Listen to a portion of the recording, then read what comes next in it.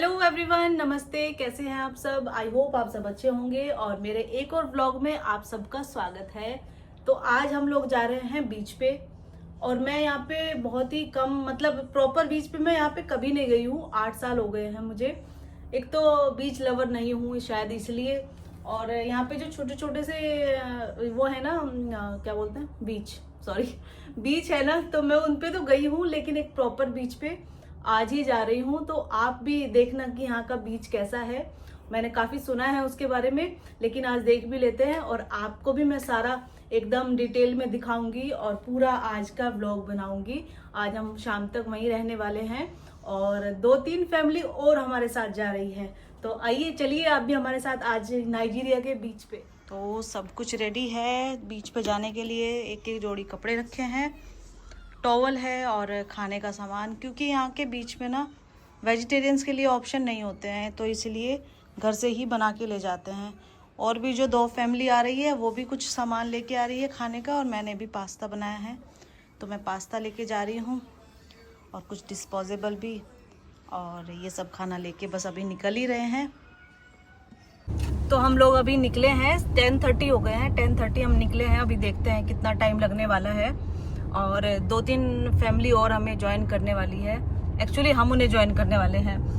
मैं तो कभी गई नहीं हूँ और नितिन भी हमारे साथ तो नहीं है, वो मैं और बच्चे ही जा रहे हैं। तो नितिन तो अभी और कुछ दिन लगेंगे, उनको मंडे तक आएंगे, तो उनके साथ वो फैमिली फ्रेंड्स ही हैं। और तो हम लोग निकल रहे हैं, अभी मिलने वाले हैं वो लोग भी हमें रास्ते में ही।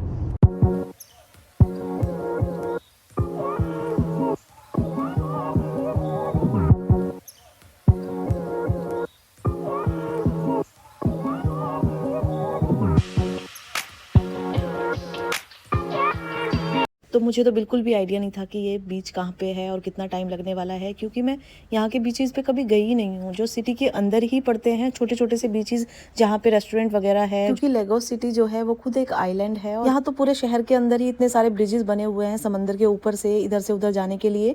तो शहर ही पूरा आइलैंड है और बीचेस जो है छोटे छोटे से रेस्टोरेंट वालों ने जो उसके बिल्कुल किनारे पे बने हुए हैं, क्योंकि शहर के अंदर ही जब पूरा समंदर है तो वहाँ कहीं ना कहीं कुछ ना कुछ पड़ ही जाता है। और कई सारे जो ब्रिजेस है हम उन्हें क्रॉस करके एक से दूसरी जगह जाते हैं, तो ऐसा ही लगता है कि बस समंदर के बीच में ही रहते हैं। और आज हम जिस तरफ जा रहे हैं वो तो बिल्कुल ही अलग एरिया है, सिटी से बाहर है, और लेगोस से भी 1.5 घंटे की दूरी पे ये पड़ा हमें, 1.5 से 2 घंटे की, क्योंकि जाते हुए तो हम थोड़ा धीरे धीरे ही गए हैं। इस रास्ते का तो हमारे ड्राइवर को भी कोई आइडिया नहीं था। जो हमारे साथ दूसरी फैमिली थी वो पहले वहाँ पे गए हुए हैं, तो इसलिए हम तो उनको ही फॉलो करते हुए जा रहे थे। तो करीब हमें 2 घंटे के करीब लगा वहाँ पे जाने के लिए। टोटल हम 4 फैमिलीज थी जाने के लिए, तो 2 हम एक साथ चल रही थी और 2 हमारे से काफी पीछे रह गए थे, आधे घंटे की दूरी पे वो थे हमारे से। तो बीच में हम लोग KFC पे रुक गए। जो हमारे साथ 2 फैमिली थी तो वो नॉन वेजिटेरियन है, तो वहां से उनको थोड़ा सा नॉन वेज आइटम लेना था, तो हमने वही लेने के लिए हम थोड़ी देर के लिए यहाँ पे रुके। और ये तो मुझे काफ़ी अच्छा एरिया लग रहा था, क्योंकि जिस एरिया में मॉल है तो वो तो अच्छा एरिया होगा ही, क्योंकि मॉल तो ऐसी जगह पे ही बनाए जाते हैं। तो KFC था वहाँ पे बड़ा अच्छा सा और नीट एंड क्लीन एकदम। पार्किंग एरिया भी बहुत सुंदर था और थोड़ा टाइम हम वहाँ पे खड़े भी हो गए थे, क्योंकि 2 फैमिली जो हमारे पीछे आने वाली थी तो वो भी जल्दी जल्दी से हमें ज्वाइन करने वाली थी। तो फिर हम वहाँ से भी निकल गए थे। वहाँ से सिर्फ 15-20 मिनट की दूरी पे ही हम रह गए थे।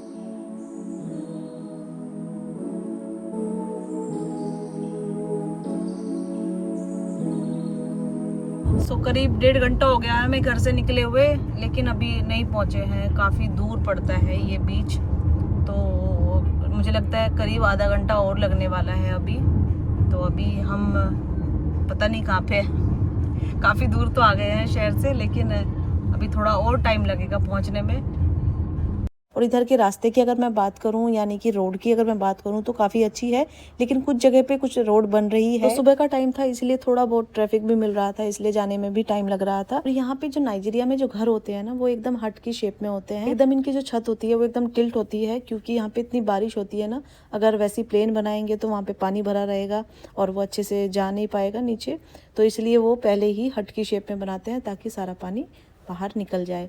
और तो बस देखते ही देखते हम लोग बीच पे पहुंच गए, और एंट्री से ही हमें अच्छा फील होना शुरू हो गया था, क्योंकि इतनी साफ सफाई और इतना रूल्स और रेगुलेशन जहाँ हो, डिसिप्लिन जहाँ हो ना, उससे पता चल जाता है कि कितना अच्छा ही यहाँ पे रहने वाला है। तो जाते ही हमें वेलकम ड्रिंक में मिला वाटरमेलन का जूस, एकदम फ्रेश। और जाते ही मैंने जो ये नज़ारा देखा ना, तो मैंने ये सोचा अपने मन में कि आज तक मैं क्यों नहीं आई हूँ यहाँ पे। ये जो बीच है ना, ये 2019 में इन्होंने ओपन किया था और ये इतना सुंदर इन्होंने बना दिया है, हर फैसिलिटीज़ में दी है और वेल मेंटेन्ड, इतना अच्छे से मेंटेन करके रखा है। और जो यहाँ का सारा स्टाफ है वो भी एकदम खड़ा ही रहता है, हॉस्पिटैलिटी इतनी अच्छी है। तो वेलकम ड्रिंक लेने के बाद हम पानी की तरफ चले गए थे, क्योंकि बच्चे तो एकदम भाग भाग के पानी में ही जा रहे थे। तो बीच पे ही ये सब सेल करने वाले यहाँ पे खड़े रहते हैं। तो ये एक आदमी वुडन की बोट लेके यहाँ पे सेल कर रहा था।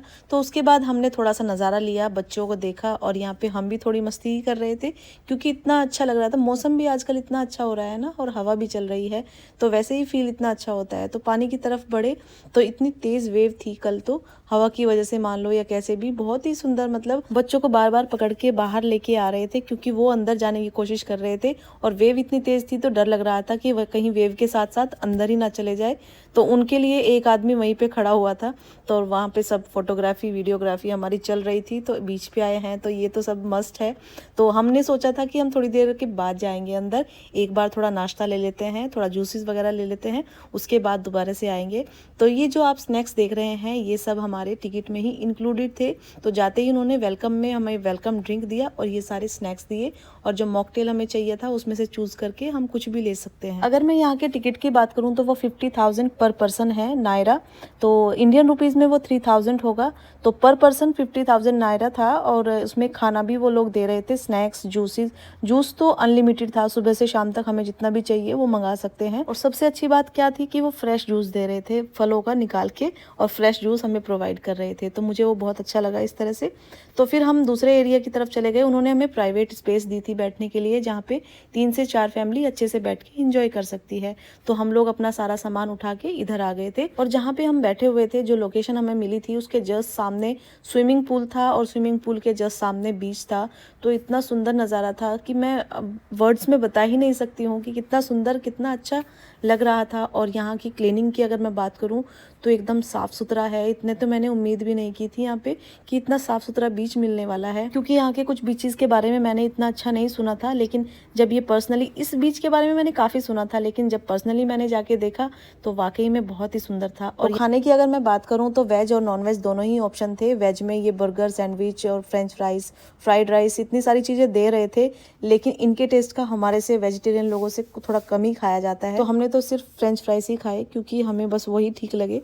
बाकी सबका अपना अपना टेस्ट है, ऐसा नहीं है कि हमने नहीं खाए तो किसी को भी अच्छा नहीं लगेगा। और ये है एक फ्रेंड जिसका ये छोटा सा 1 साल का बेबी है। इसी की बेटी का 8th बर्थडे था, मेरी बेटी के बर्थडे वाले दिन, सेम डे 18th ऑफ सितंबर।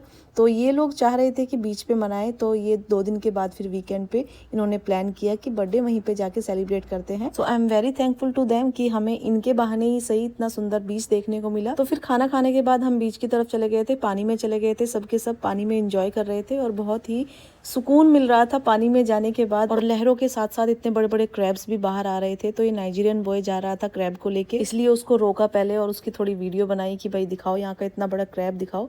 जो उसमें से हमने देख रहे थे बाहर निकलते हुए वो बड़े छोटे थे, लेकिन ये वाला बहुत बड़ा था। और 5 बजे के करीब ये आइसक्रीम आ गई थी, तो सबने ये एंजॉय की। समंदर के पानी में नहाने के बाद फिर पूल में आ गए थे, थोड़ी देर पूल में एंजॉय किया, और शाम के टाइम भी थोड़ी वीडियो और फोटो लेने के बाद 6:30 बज गए थे हमें, और शाम का नजारा भी देखते ही बन रहा था। तो सब लोग नहा चुके थे, चेंज कर चुके थे। तो 7 बजे हम वहाँ से निकले। उस टाइम पे बहुत ही सुंदर हो रहा था मौसम, अंधेरा होने लगा था। और कुछ लोगों के मन में नाइजीरिया की छवि बहुत ही खराब है, लेकिन हर जगह की 2 साइड होती है, इसलिए हमें कभी भी एक साइड नहीं देखनी चाहिए। तो उसके बाद सारा सामान रैप अप किया और वहाँ से चलने की तैयारी कर ली थी। तो उन्होंने भी हमारी काफ़ी हेल्प की हमारा सामान रखने के लिए कार में। और मुझे तो यहाँ पे आके बहुत ही अच्छा लगा, और यहाँ पे जो भी मुझे देख रहा है वो ज़रूर एक बार विजिट करे, एकदम पैसा वसूल है। और आप खुद भी वीडियो में देख सकते हैं कि कितनी ही खूबसूरती थी यहाँ पे।